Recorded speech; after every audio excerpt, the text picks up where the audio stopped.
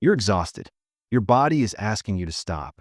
But the moment you sit down to rest, something tightens in your chest. A quiet voice whispers, "You don't deserve this yet." And suddenly, doing nothing feels like doing something wrong.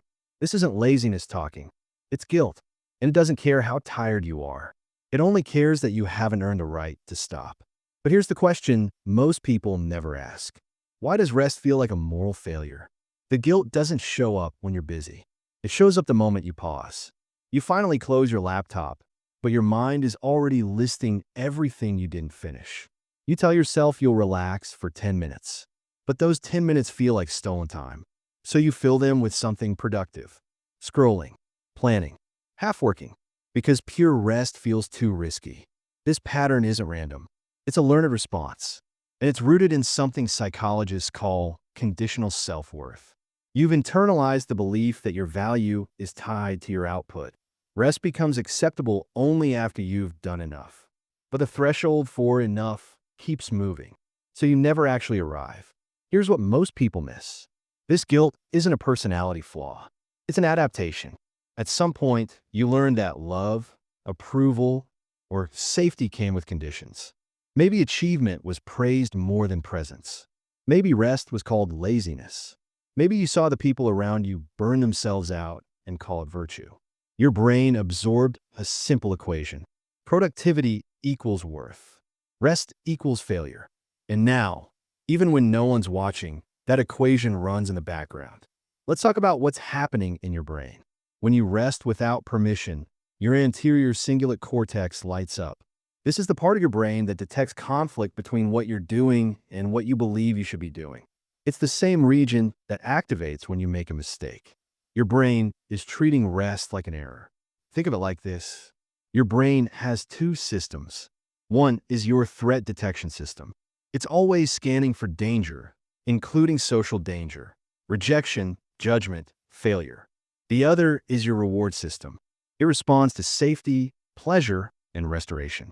Rest should activate your reward system. But if you've learned that rest leads to criticism or shame, your threat system intercepts it first. So rest becomes a trigger, not a relief. This is the paradox. You're not resting because you feel guilty. You feel guilty because rest has been coded as unsafe, and your brain is trying to protect you from a punishment that may not even exist anymore. So how do you rewire this? Not by forcing yourself to relax, not by fighting the guilt, but by teaching your brain a new pattern. Step 1. Name the belief out loud. The next time guilt shows up during rest, pause. Say to yourself, asterisk, I'm feeling guilty because I believe rest must be earned. Asterisk, this is called cognitive diffusion in psychology. You're not arguing with the thought. You're observing it. And observation creates distance. When you name the belief, you separate yourself from it. It becomes something your brain is doing, not something that's true. Example, asterisk, you sit down after lunch and feel the guilt rise. Instead of fighting it or giving in, you say, there's that old belief again. Rest equals failure. Then you stay sitting. Step 2. Rest before you're depleted. Asterisk, asterisk. Your brain associates rest with collapse. That's because you only allow it when you're completely empty. So rest gets paired with failure, exhaustion, and emergency. To rewire this, you need to rest before the crash. This is called preemptive recovery in behavioral psychology. You're teaching your nervous system that rest is a practice, not a punishment. Example, asterisk, set a timer for 15 minutes of rest in the middle of your day. Not because you've earned it, but because you're experimenting with a new rhythm. Notice what happens. The guilt may still show up, but you're proving that rest doesn't lead to disaster. Step 3. Track what happens when you rest. Asterisk, asterisk. Your brain is predicting danger. So you need to give it data that contradicts the prediction. After you rest, write down one sentence. Asterisk. I rested, and this is what actually happened. Asterisk. Did the work still get done? Did anyone actually criticize you? Did the world fall apart? This is evidence-based reconditioning. Your brain updates its threat model based on outcome data. Over time, rest stops feeling dangerous.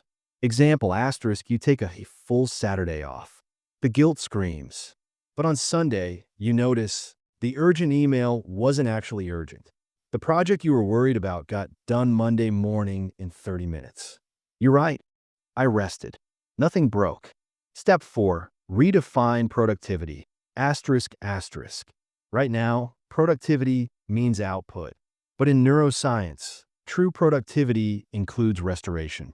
Your prefrontal cortex, the part of your brain responsible for focus, decision-making, and creativity, needs downtime to function.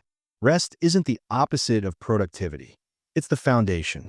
When you rest, your brain consolidates learning, processes emotions, and solves problems in the background.